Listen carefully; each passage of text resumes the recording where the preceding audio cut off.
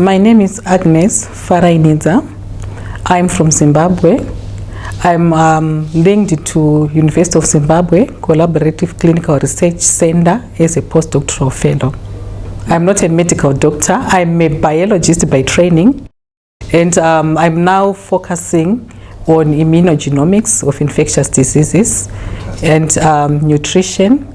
And the area of focus right now is tuberculosis and SARS-CoV-2. But I would like also to venture into non-communicable diseases. And currently for the SARS-CoV-2, which is COVID, and also the TB, I've established public engagement grants, which are actually running right now. Let me start with the successes. First of all, I am a postdoctoral fellow. That's the first success. And I managed, as a postdoctoral fellow, I managed to have grants through the fellowship that I have.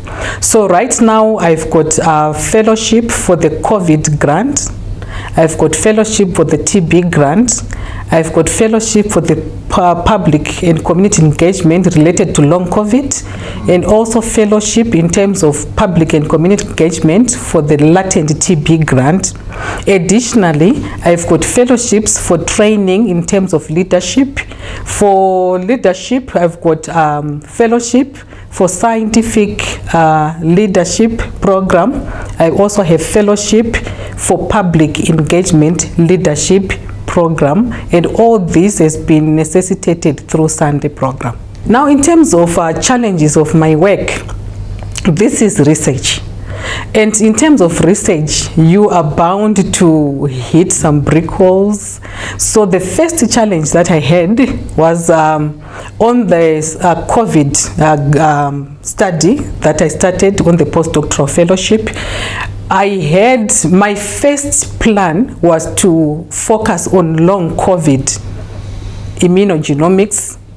But then, because of the changes in terms of the impact of COVID in the communities nationally, worldwide, my mentors decided we might not get participants. So as such, I was advised to drop it a bit and try to focus on stored samples. So this actually derailed my progress. And additionally, if you look at the research, this is immunogenomic research, and it requires a lot of funding. And funders, in terms of the postdoc or academic studies, they've got some limitations. So as a postdoctoral fellow, I need to apply for additional funding. Now, for me to apply for additional funding, it means I need to have a strong team for me to be able to respond to grants. Yes, I managed to have a strong team, but then you find out that these are competitive grants, and as such, you might get some and you might lose some. And we might get grants that have got low, low rate of funding, and maybe lose those ones which you think maybe I will be able to support the team that I'm working with.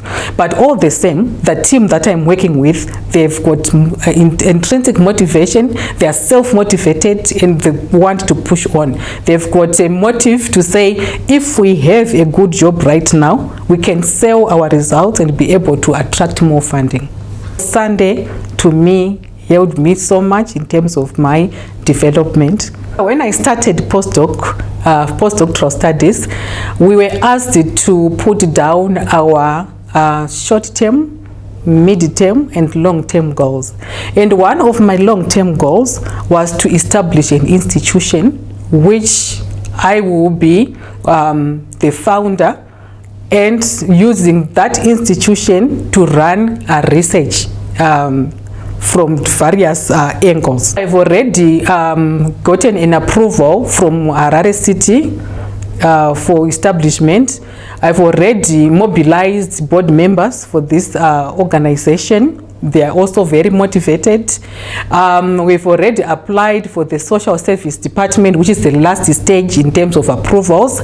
They've received our documentation. We've already done the publication in the newspapers. And the last stage, we are going to have it next week, where all the board members are going to be interviewed by this social service department to see the worthy of this organization, which I believe is going to be very successful, because this is a One Health Research and Learning Institute which incorporates different platforms in terms of research. What we are doing is actually a private institution that we are trying to build up.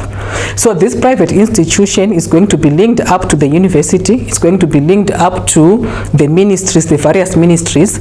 As I said, it's a One Health Research Institute. So it means it is incorporating areas like environment, animal, human health, soil science, you can name it. So all those people come together and fight for a particular cause together. At PhD program, I had that proposal written down, which was One Health.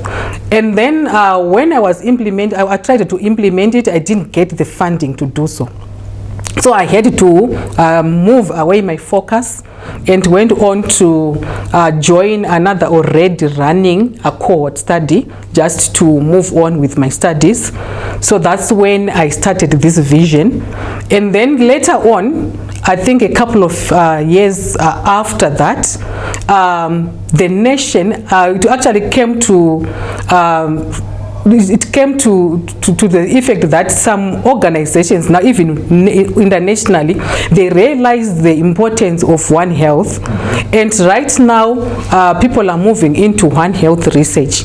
So in Zimbabwe, we actually have an antimicrobial resistance grant, which I was part of, which we wrote and which we which is actually moving around the country, trying to establish One Health laboratories to fight antimicrobial resistance through involvement of all the parties. If you look at my job, it's a research job. I'm a scientific researcher. So as a researcher, you are trying to dig into the unknown, or even the challenges which are affecting individuals at individual level, or even national level, or even at global level. So as a researcher, I'm trying to find solutions to all these challenges, which will one day help one or two people, and that will make me satisfied.